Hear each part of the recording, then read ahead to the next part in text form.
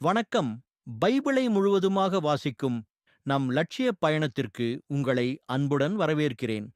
இன்று நாம் தொடக்க நூலில் 13வது அதிகாரத்தை வாசிக்க இருக்கிறோம்.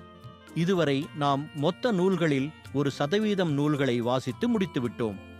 இன்னும் சில நூல்களை முடித்தால் நம் பயணம் வெற்றிகரமாகும். இன்றைய வாசிப்பின் மூலம் அந்த இலக்கை இன்னும் முன்னோக்கி நகர்த்துவோம்.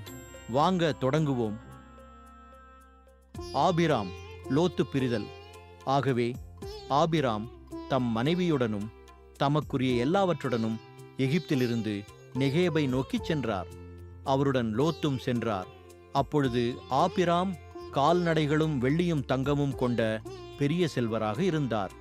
நெகேபிலிருந்து பெத்தேல் வரை படிப்படியாக பயணம் செய்து பெத்தேலுக்கும் ஆயிக்கும் இடையே முதலில் தம் கூடாரம் இருந்த அதே இடத்தை அடைந்தார்.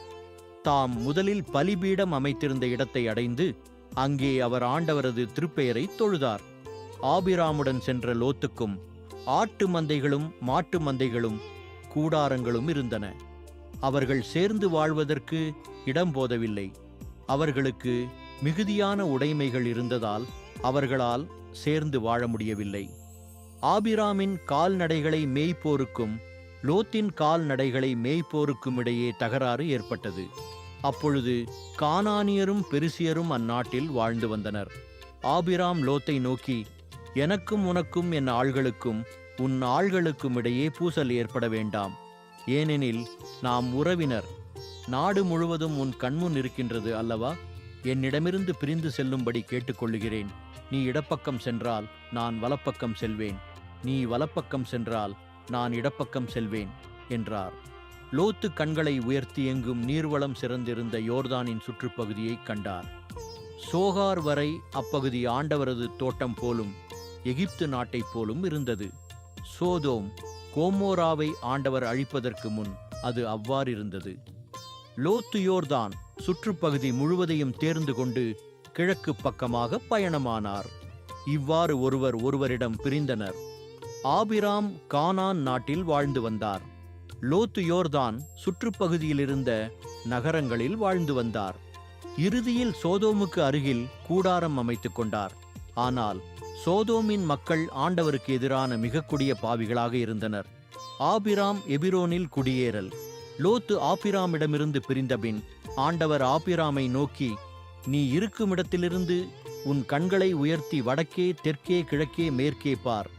ஏனெனில் நீ காணும் இந்த நாடு முழுவதையும் உனக்கும் உன் வழிமரபினருக்கும் என்றென்றும் கொடுக்கப் போகிறேன். உன் வழிமரபினரை பூவுலகின் மண்ணைப் போல பெருகச் செய்வேன்.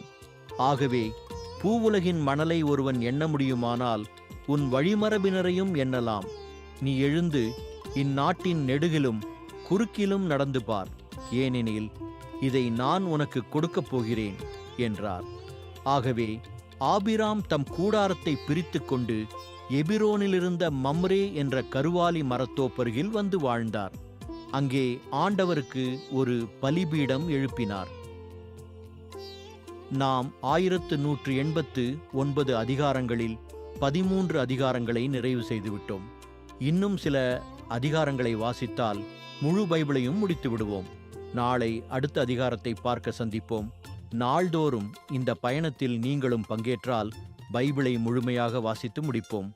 இது நம் வாழ்க்கையிலும் ஆன்மாவிலும் பெரிய மாற்றத்தை ஏற்படுத்தும். இந்த பயணம் உங்களுக்கு நம்பிக்கையையும் சமாதானத்தையும் கொடுத்தால் இந்த வீடியோவை லைக் செய்யவும் சப்ஸ்கிரைப் செய்யவும் மறக்க வேண்டாம். பகிர்ந்து மற்றவர்களையும் இந்த பயணத்தில் சேருங்கள். நாளை மறக்காமல் வாருங்கள்.